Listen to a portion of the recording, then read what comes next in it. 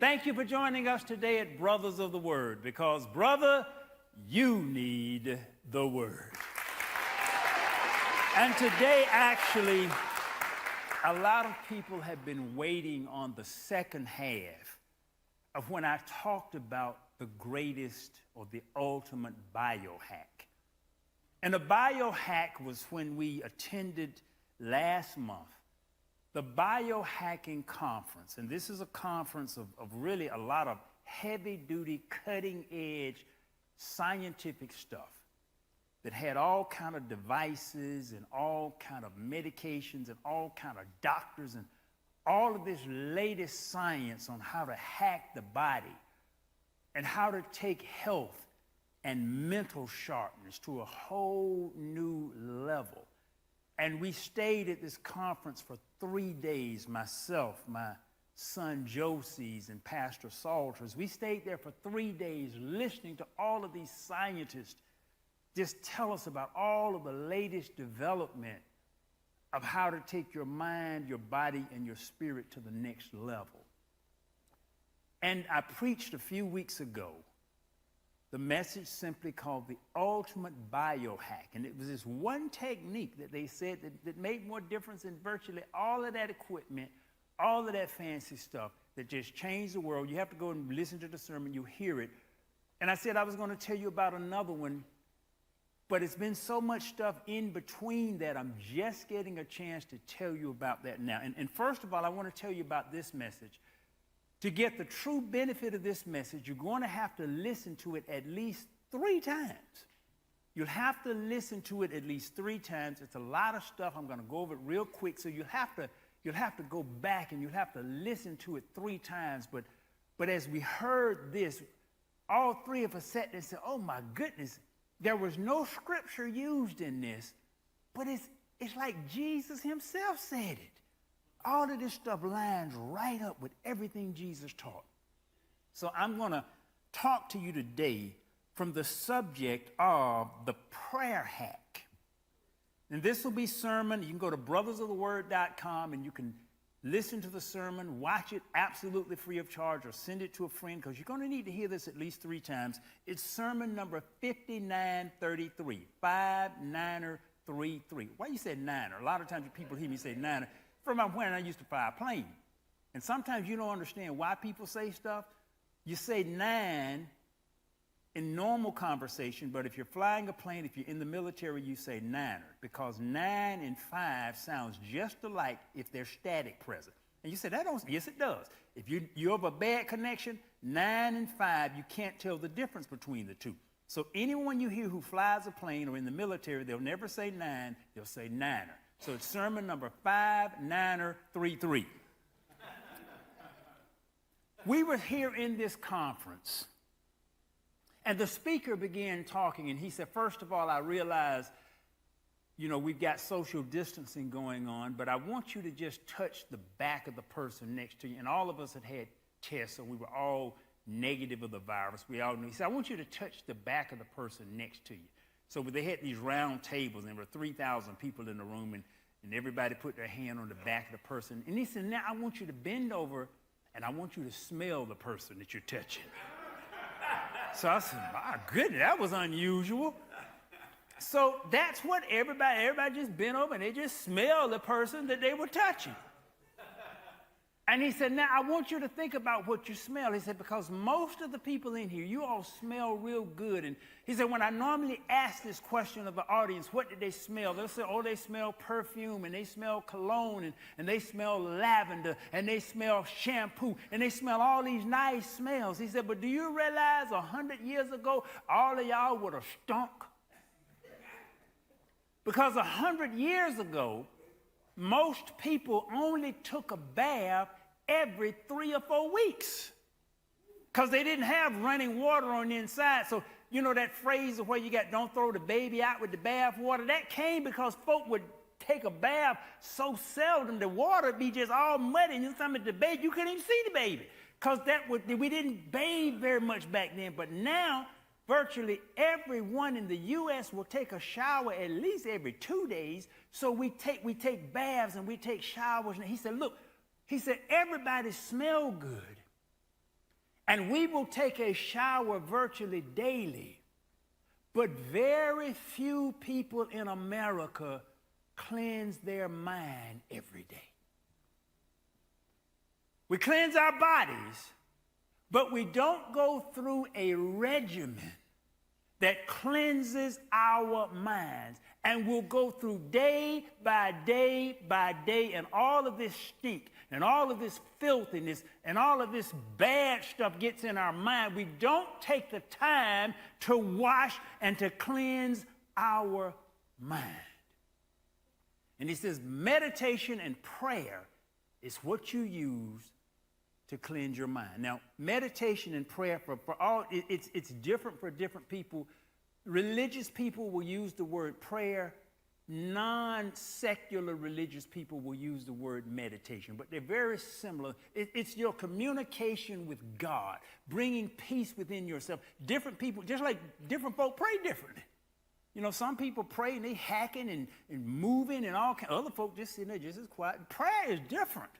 So meditation and prayer, they're very, very similar. With a lot of people, they're the same thing, and different people have different methods. He said, I'm gonna teach you today what he calls the ultimate prayer hack.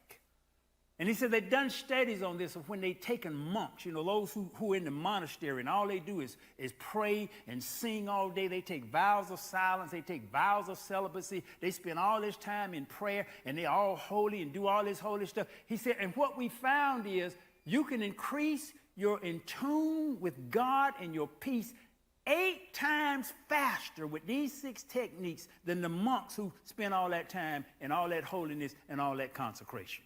So I'm going to tell you today what he taught us just in terms of the ultimate prayer hack, but I will tell you that the ultimate prayer hack is nothing you haven't heard preached here already. It's just scientifically validated and correlated and put into a system. And he said, all you need to do is spend 15 minutes a day. If you spend 15 minutes doing these 6 things every morning, it washes your spirit. And he said, I have taught athletes in every major sports team in the U.S. this.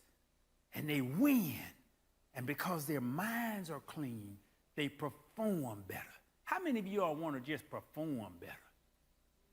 Sometimes when your mind is cleaner, it's not sometimes, when your mind is cleaner, when your spirit is pure, you get a chance to perform better.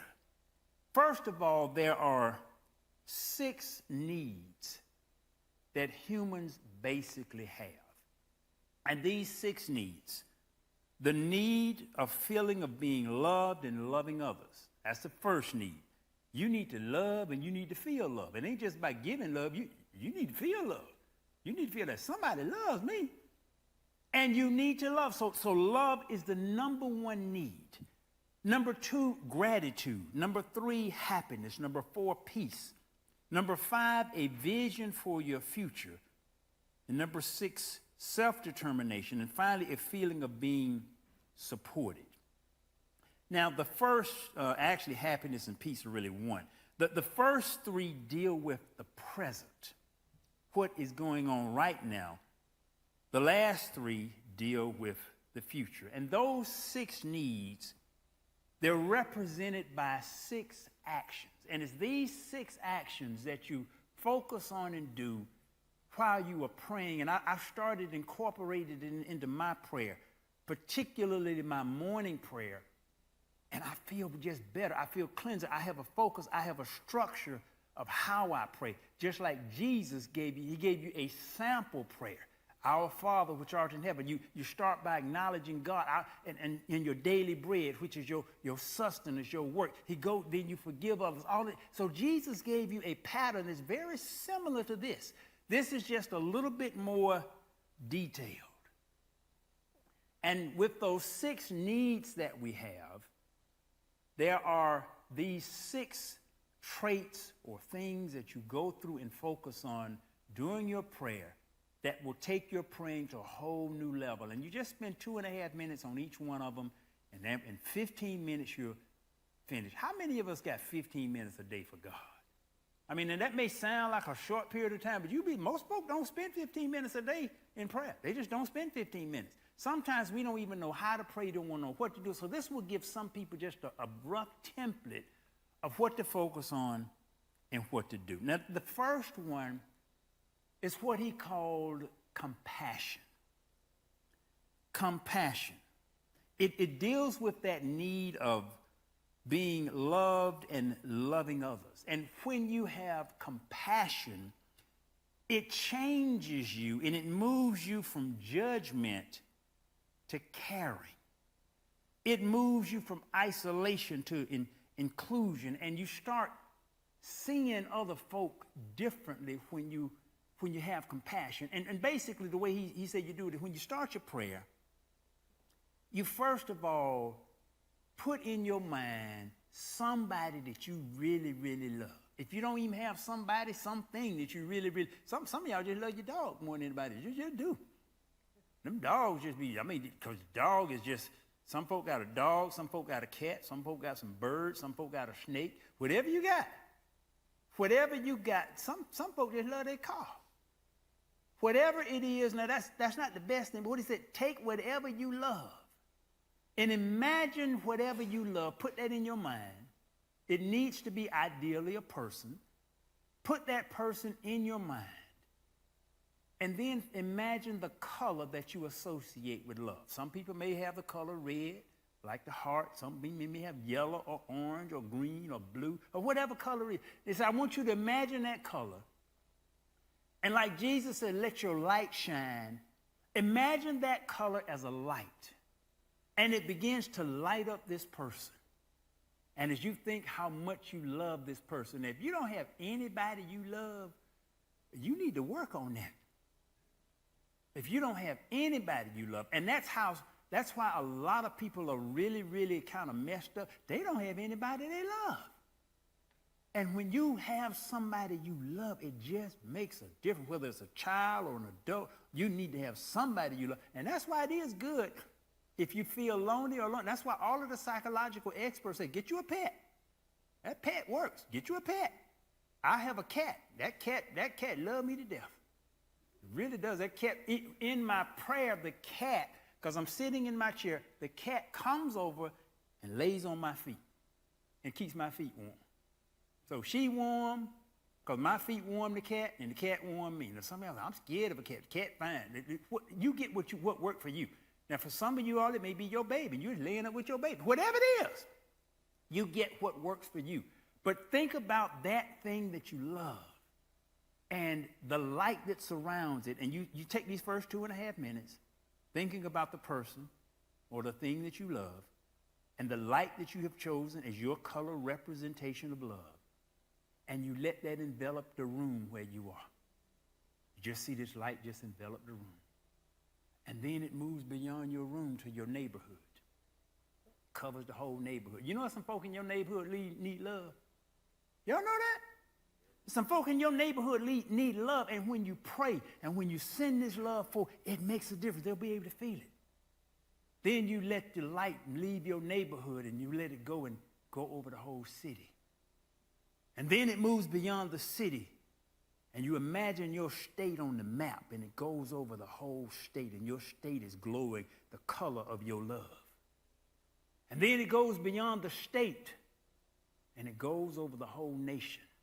And you see the whole nation glowing with the color of your love. And then it leaves the nation, and you imagine around the globe of the earth, and the color of your love envelops the whole world. And you become in the mind of Christ, who came to save the world. You send your love all over the world. It changes you. It changes your heart rhythm, the very rate and the type of beat that you have. When your body is infused with love, it doesn't just change the world. The first person it changes is you. My cat can even feel it, because if you're sitting there at the feet of something just oozing love, you can't help but to feel it. But you've got to learn how to love and how to have compassion. And see, once you start having this compassion, it changes the way you see other folk. This world so much has us that we see so many people as threats. And then we see them as threats in our job and out in the world. You walk around with fear. When you have compassion, you don't see people as threats. You understand. And then you start forgiving them. You just don't see them the same. When you feel love and judgment just can't almost be in the same, vibe. When you really have compassion and you feel for other people, you don't see the mistakes they make. You begin to understand the mistakes they make. Because you do the same thing. We have different reasons. He gave the example of how he was walking in a city and a lady in front of him was eating some Oreos and she dropped the paper on the ground and the city downtown was real clean. It just upset him. This lady's going to litter and put this cookie wrapper right down on the ground. He ran up and picked up the wrapper, then walked in front of the lady and put the wrapper in the trash can and then stared at her. As if to say, you don't have any better manners than to drop this paper on this ground in the middle of this clean city. And when he stared at the lady, he said the lady just broke down in tears. Had the Oreo cookie crumble just coming down up and she just crying. And he said, well, you just don't understand. You just looking at me just all judging me and then moaning. My boyfriend, we've been dating all these years. He dumped me this morning. And all I wanted was the Oreos. And when that happened, he understood and he had compassion. See, when we drop something on the ground, it's an accident. When somebody else drops something on the ground, their character is bad. We view our actions different and be the same thing. It'd be an identical thing. When we do it, we got an excuse why we did it. When someone else did it, they doing it because they like this. So when you have compassion, you begin to see other people in a different light. Second thing of the 6 he said is this, gratitude. And he said gratitude, or just being thankful, that's what that means. Gratitude has the strongest link with well-being than any other character trait. Just being thankful. It makes a difference when you just thankful for everything. That's why I say even looking at the pandemic. Well, how can I be thankful for the pandemic? Thankful that it wasn't like it was 100 years ago. Thankful there's only 10% of the people who died in this one that died 100 years ago. See, there's a way of looking at this thing where you're now thankful and two people can see the same thing. One curses it and one is thankful. And which one's spirit do you think is going to be lighter? Which one do you think is going to be healthier and not going to have disease racking through their body? Which one? It's the one who can see the beauty, and it's the one who can be grateful for everything God has put into the earth. So when you have gratitude, and he said that there are 3 basic areas you need to be thankful for in your prayer. All this don't you take 2.5 minutes for each one. You need to be thankful for your personal life. Just be thankful if you just had a glass of orange juice that morning. Be thankful for that glass of orange juice. If you have a warm chair to sit in, just be thankful. If you're behind, some folk got hemorrhoids. If you can just sit down and pray without anything hurt, do you know that's a blessing? Now, see, I hadn't even thought of that for some reason to right now. I've never had hemorrhoids. But do you know if you've had hemorrhoids, you have a problem sitting down. You got to get you one of them donut pillows and all that. Some of y'all, all of y'all right now sitting down and you don't have a donut pillow on. Be thankful just that you can even sit down and pray. So there are so many things that you can be thankful for when you view and when you so just in your personal world. Then in your work world. You hear so many people just fussing about their job. But be thankful for stuff that's in your work world. And when you start appreciating the stuff, and so you can find the good and the bad. Find the good and be thankful for it. Focus on the good. So your personal life, your work world, and then be thankful for yourself. Oftentimes we have, and it's a difference between pride and just when you have self-confidence and when you have self-love. That's why when Jesus said, love thy neighbor as yourself, you can't love your neighbor if you don't have love yourself. If you got self-hate, how are you going to love your neighbor? How are you going to love other folks if you don't love yourself? So I want you to just think about some of the things that are just good. See, and you think about the things that are really good about you. the things that you've really done right. Not all the stuff we beat ourselves over the head too much about the stuff we've done wrong, but what have you done right? Think about all the good stuff. I got up this morning, ran 4 miles. Oh, I felt good. I made it through the Lord's faith. Ooh, I did good this morning. Sure did. So you think about the good stuff you've done. You have gratitude for self, gratitude for work, and gratitude for the stuff that's in your personal life. And when you can do those kind of things, it just changes. Your gratitude for your hair, a lot of stuff. Whole bunch of stuff. Just if you're bald headed, gratitude for some smooth skin. Just be thankful for what you got. It makes a difference. The third thing, forgiveness. And this is a major thing that you've heard before.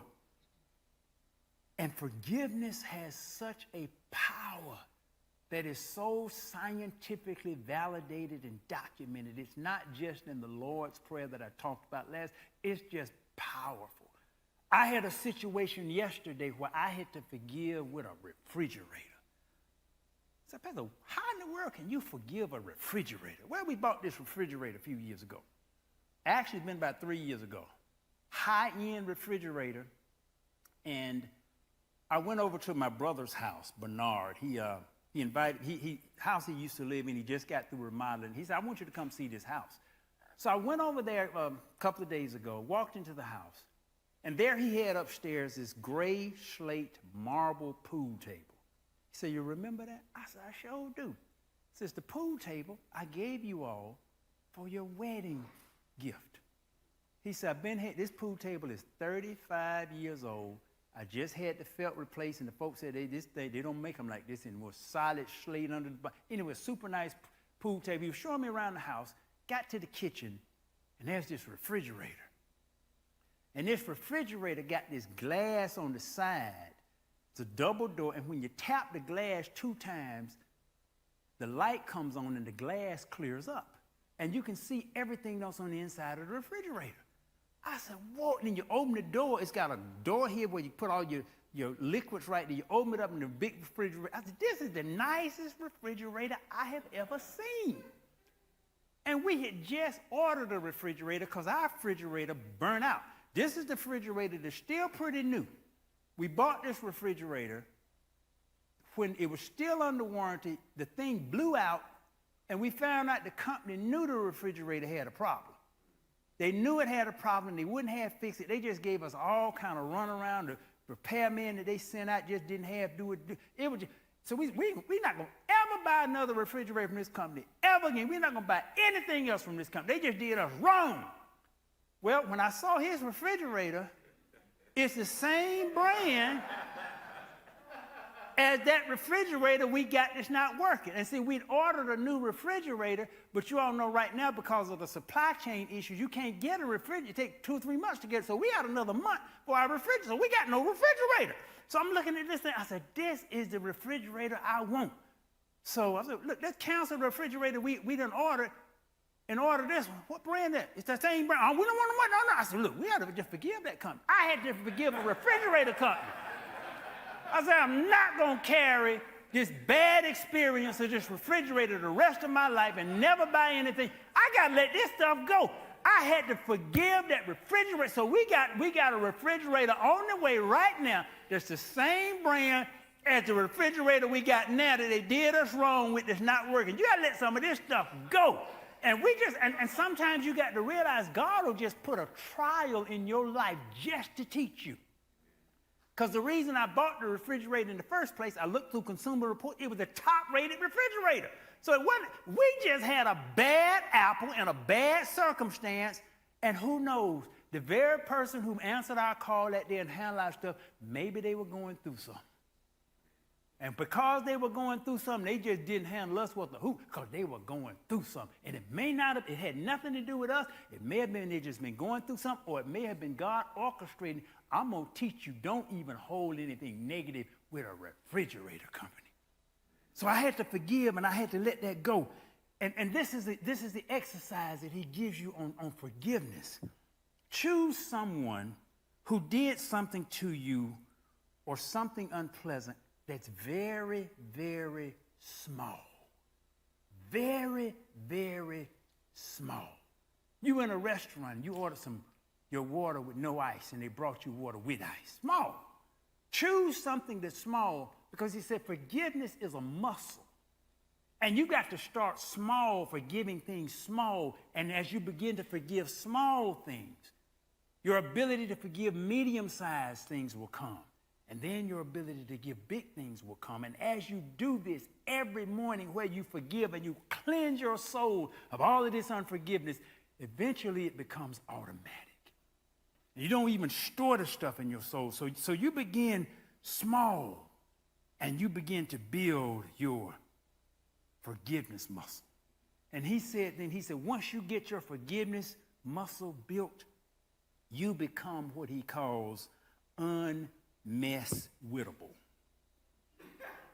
Folk can't mess with you because your forgiveness muscle is so strong. You are now unmesswittable.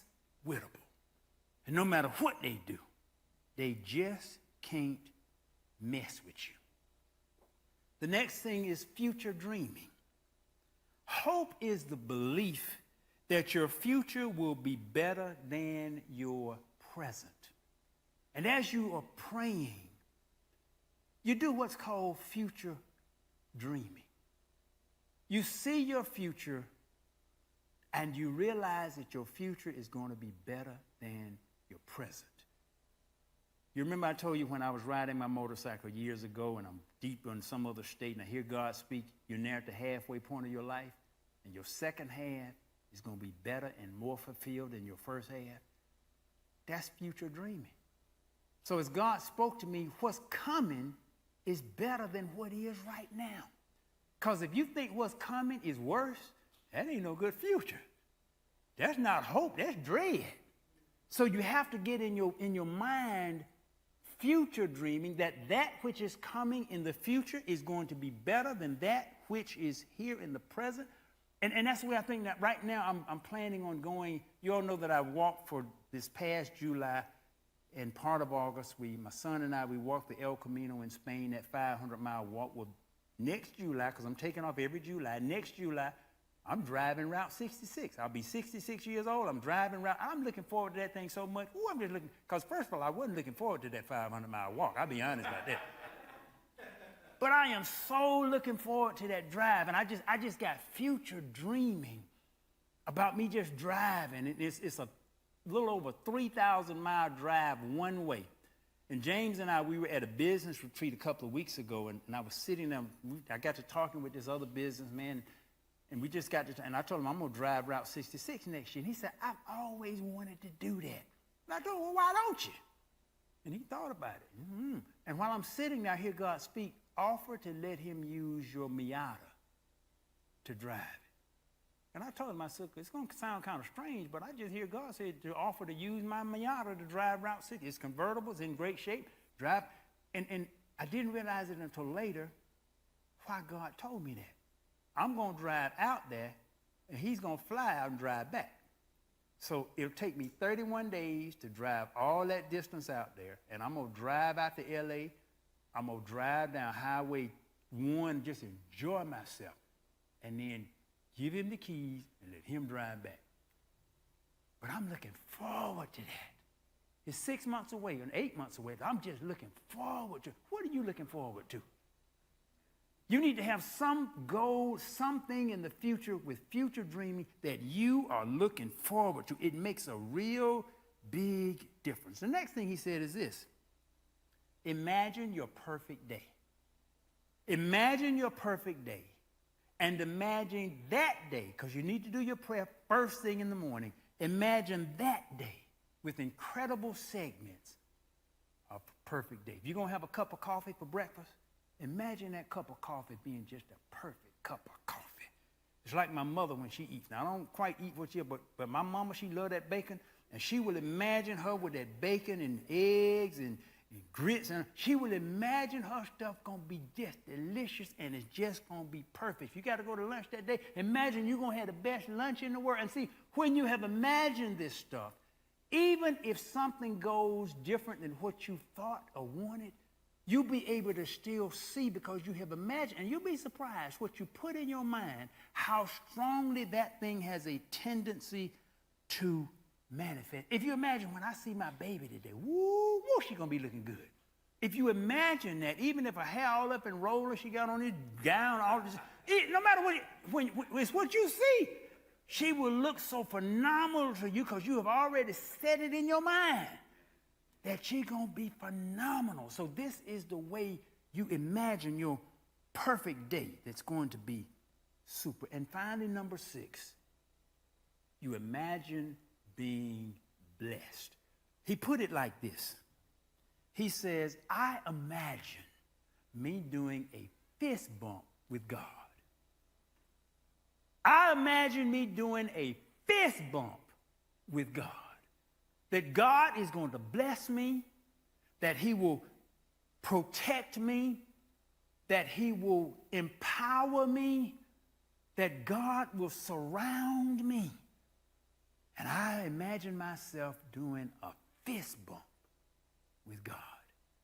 So it is these 6 things that as you pray, if you put these 6 things in your mind and go through the process of compassion and then gratitude and forgiveness and then future dreaming, having a perfect day, and being blessed by God. When you go through these 6 things, it changes. You've now covered most of the stuff of life, and you've cleansed your soul. And you walk out with expectation, or what's called hope and faith. Because you believe now you're going to have a phenomenal day. And when you believe you're going to have a phenomenal day, you'll be surprised the probability of that thing happening, regardless of what else happening to everybody else. Your day is phenomenal. Regardless of what everybody else's day, what everybody else's day got to do with yours. So when you set your mind to this and cleanse your mind of all this stuff is on the news. Get your mind out of the blues of the news. And then you begin to see life in a whole different. I had to deal, we had 2 nights ago, some people went through the neighborhood breaking in cars. And they went through my son's car. Didn't break anything, but they went in there and just pulled everything out and went through, rifled through everything. You got to forgive them folks. Lord, I forgive them. Forgive them. Lord, I hope they find their path. Lord, bless them to find good jobs. Instead of, Lord, if I could have caught them rats, I'd have shot all of them. No. You change your vibration to compassion. They didn't have the advantage you had. They didn't have the upbringing you had. They may not have had a mother and father in the home. You don't know what they went through. So when you start having compassion, it changes how you relate, and it changes how you judge. So just go through these 6 things. It's an ultimate prayer hack that will take you to a higher level in God. And it's what Jesus would want you to do. Remember, you're going to need to watch this at least 3 times to get this into your spirit, but I guarantee it will change your prayer life. Message number 59933 on brothersoftheword.com. Thank you for joining us today at Brothers of the Word, because, brother, you need the Word. From Brothers of the